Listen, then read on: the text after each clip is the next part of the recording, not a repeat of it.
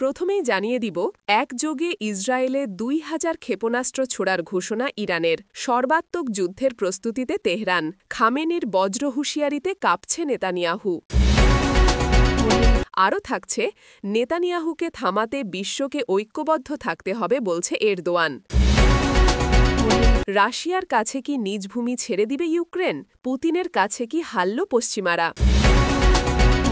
সর্বশেষ থাকছে, আফগানিস্তানে ফের পাকিস্তানের হামলায় ১০ জন নিহত দাবি তালেবানের। এতক্ষণ শুনছিলেন সংবাদ শিরোনাম, এখন বিস্তারিত। ইরানের সর্বোচ্চ নেতা আয়াতুল্লাহ আলী খামেনি আজ একটি রেডিও ভাষণে সতর্ক। তিনি বলেছিলেন, যদি ইসরায়েল ও তার মিত্ররা আমাদের সীমা অতিক্রম করে তাহলে তাদের বিরুদ্ধে আমাদের প্রতিক্রিয়া থাকবে সুগভীর এবং নির্ধারক। এই যুদ্ধে আমরা পিছিয়ে থাকব না। খামেনির ভাষ্য অনুযায়ী ইরান তার প্রতিরক্ষা সক্ষমতা পুষিয়ে নিচ্ছে এবং ইসরায়েলের বিরুদ্ধে পূর্ণাঙ্গ প্রস্তুতি নিচ্ছে। এই ঘোষণা মধ্যপ্রাচ্যের রাজনৈতিক ভাবে নতুন গতিবিধি সৃষ্টি করেছে। ইসরায়েলের প্রধানমন্ত্রী বেঞ্জামিন নেতানিয়াহু তার বক্তব্যে বলেছে, ইরানের দৃষ্টান্তমূলক হুমকি আমাদের ক্ষোভ ও প্রতিরক্ষার মনোবল আরও বাড়িয়ে দিচ্ছে। আমরা প্রস্তুত আছি এবং প্রয়োজনে আমরা তাদের পরিকল্পনার মূল কাঠামোগুলোর দিকে কড়াভাবে প্রতিক্রিয়া জানাব। বিশ্লেষকেরা বলছেন, ইরানের এই ক্ষেপণাস্ত্র প্যাক করার ঘোষণা তার কৌশলগত মেজাজকে প্রতিফলিত করছে। সাম্প্রতিক বছরগুলোতে ইরান তার ব্যালিস্টিক ক্ষেপণাস্ত্র প্রোগ্রামকে দ্রুত সম্প্রসারিত করেছে এবং এই ২,০০০-এর সংখ্যার দাবি যদি সত্য হয় তাহলে তা ইসরায়েলে এবং সমগ্র মধ্যপ্রাচ্যে তার সামরিক প্রভাবকে অনেকাংশে বৃদ্ধি করবে। তবে আন্তর্জাতিক সম্প্রদায় উদ্বিগ্ন। যদি ইরান সত্যি এমন বড় আকারে ক্ষেপণাস্ত্র ব্যবহার শুরু করে তাহলে এটি হয়তো একটি আঞ্চলিক যুদ্ধকে বহুগুণী বৈশ্বিক সংকটে পরিণত করতে পারে। কিছু পশ্চিমা দেশ ইতিমধ্যেই আলোচনায় জোর দিচ্ছে কূটনৈতিক রাস্তাগুলো অনুসন্ধান করার দিকে, যাতে অবিলম্বে সংকট কমানো যায়। ইসরায়েলি সেনাবাহিনী আইডিএফ একথা জানিয়েছে যে তারা আগাম প্রতিরক্ষা ব্যবস্থা নিচ্ছে। ক্ষেপণাস্ত্র শনাক্তকরণ ও বাধা দেওয়ার সিস্টেমগুলো সক্রিয় অবস্থায় রয়েছে। একই সঙ্গে সাধারণ নাগরিকদেরও সতর্ক করার জন্য সাইরেন চালু এবং আশ্রয়স্থলগুলো প্রস্তুত রাখা হচ্ছে। অবস্থা যেন নতুন এক বিপদের মুখে দাঁড়িয়েছে। আঞ্চলিক যুদ্ধের আশঙ্কা বাড়ছে এবং প্রতিটি ধাপ এখন কূটনৈতিক ও সামরিকভাবে বিশ্লেষণ করা হচ্ছে। আন্তর্জাতিক মহলে চাপ বাড়ছে যে শান্তির পথ অবিলম্বে খোলা হোক, অন্যথায় ইসরায়েল ও ইরানের মধ্যকার সংঘর্ষ আরও ভয়াবহ স্তরে প্রবেশ করতে পারে। এরপর জানবেন, তুরস্কের প্রেসিডেন্ট রিসেপ তাইয়েব এরদোয়ান নতুন করে আন্তর্জাতিক সম্প্রদায়ের উদ্দেশ্যে শক্ত বার্তা দিয়েছেন। তিনি বলেছেন, বেঞ্জামিন নেতানিয়াহুর আগ্রাসী নীতিকে থামাতে হলে এখনই বিশ্বকে ঐক্যবদ্ধ হতে হবে। শনিবার আঙ্কারায় ক্যাবিনেট বৈঠক শেষে সাংবাদিকদের তিনি এ বক্তব্য দেন। এরদোয়ান পরিষ্কার করে জানিয়েছেন, গাজায় চলমান হামলা, অবরোধ ও মানবিক বিপর্যয় আর সহ্য করার মতো অবস্থায় নেই। প্রতিদিন অসংখ্য প্রাণহানি, হাসপাতালের সংকট, খাদ্য ও ওষুধের অভাব সবকিছুই তার ভাষায় মানবতার বিরুদ্ধে অপরাধ। তিনি বলেন, এখন আর নীরব থাকা মানে অপরাধীদের পাশে দাঁড়ানো।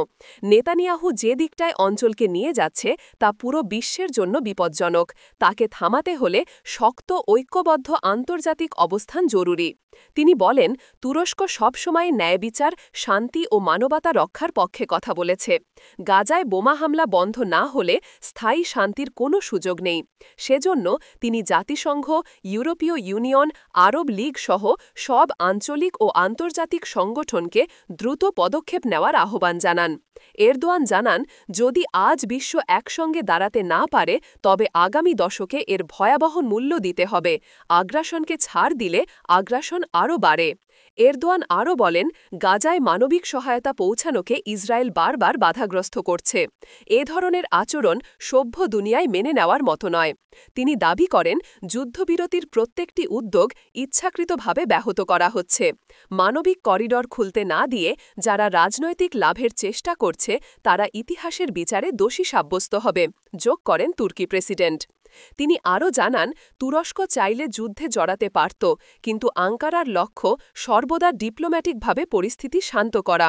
তবে একই সঙ্গে তিনি সতর্ক করে বলেন, তুরস্কের সীমান্ত বা আঞ্চলিক স্থিতি হুমকির মুখে পড়লে দেশটি প্রয়োজন হলে দৃঢ় পদক্ষেপ নিতে পিছপা হবে না। আমরা আলোচনার পথ খোলা রাখতে চাই। কিন্তু কেউ যেন আমাদের ধৈর্যকে দুর্বলতা ভেবে ভুল না করে, বলেন তিনি। এরদোয়ান মুসলিম বিশ্বকেও ঐক্যবদ্ধ হওয়ার আহ্বান জানান। তার মতে, বিভক্তির কারণে দখলদারিত্ব ও সহিংসতা বারবার মাথা তুলে দাঁড়ায়। যদি মুসলিম দেশগুলো একসঙ্গে কথা বলে তবে শান্তি প্রতিষ্ঠা সহজ হবে। তিনি বলেন, আমাদের মতো পার্থক্য থাকতে পারে, কিন্তু ফিলিস্তিন আমাদের যৌথ দায়িত্ব। মানবিকতার প্রশ্নে বিভাজন চলতে পারে না।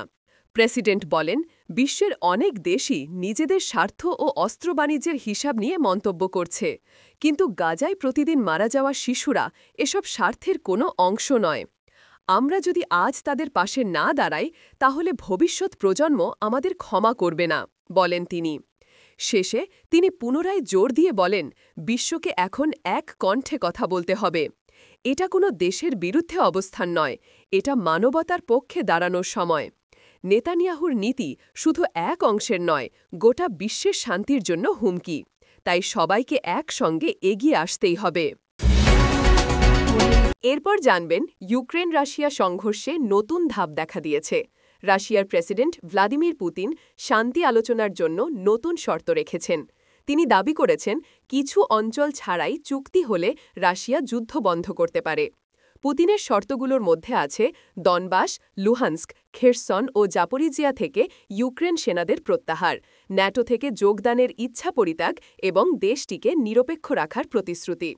ইউক্রেনের প্রেসিডেন্ট ভলোদিমির জেলেন্সকি বলেছেন, কিছু এলাকা সাময়িকভাবে দিতে পারা সম্ভব হতে পারে।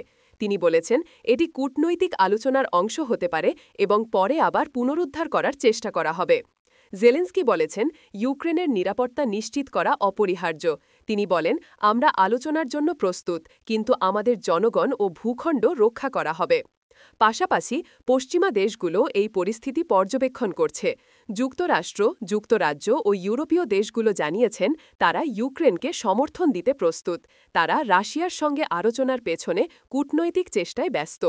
তবে কেউ স্পষ্টভাবে জানিয়েছে না তারা পুতিনের দাবি অনুযায়ী ইউক্রেনের কোনো ভূখণ্ড ছাড়ার পক্ষে। ইউক্রেনের বিভিন্ন শহরে নাগরিকরা যুদ্ধবিধ্বস্ত জীবনযাপন করছে। সরবরাহ এবং চিকিৎসা সহায়তার অভাব দেখা দিয়েছে। একই সময়ে রাশিয়ার সেনারা পূর্ব ইউক্রেনের কিছু অঞ্চলে অবস্থান করছে। যুদ্ধবিরতি চুক্তি কার্যকর না হওয়ায় নাগরিকদের নিরাপত্তা এখনও অনিশ্চিত। জাতিসংঘ মানবাধিকার সংস্থা বলেছে, হুমকির মধ্যে থাকা অঞ্চলগুলোর মানুষের জীবন বিপন্ন। তারা দ্রুত মানবিক সাহায্য পৌঁছানোর আহ্বান জানিয়েছে। আন্তর্জাতিক সম্প্রদায়ও চাপ দিচ্ছে যাতে যুদ্ধ অবিলম্বে থামানো যায়। এদিকে রাশিয়ার সংবাদ মাধ্যম জানিয়েছে, পুতিন শান্তি আলোচনায় দৃঢ় অবস্থান নিয়েছেন। তিনি বলেছেন, যদি শর্তগুলো মানা হয় যুদ্ধ বন্ধ করা সম্ভব, আমরা আলোচনা করতে প্রস্তুত। ইউক্রেনের সংবাদ মাধ্যম জানিয়েছে, জেলেন্সকি কিছু অঞ্চল অল্প সময়ের জন্য ছাড়ার বিষয়ে আলোচনার জন্য প্রস্তুত।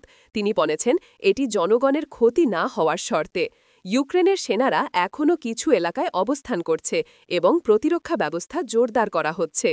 পাশাপাশি পশ্চিমা দেশগুলো ইউক্রেনকে সমর্থন চালিয়ে যাচ্ছে। অর্থ ও সামরিক সাহায্য অব্যাহত আছে।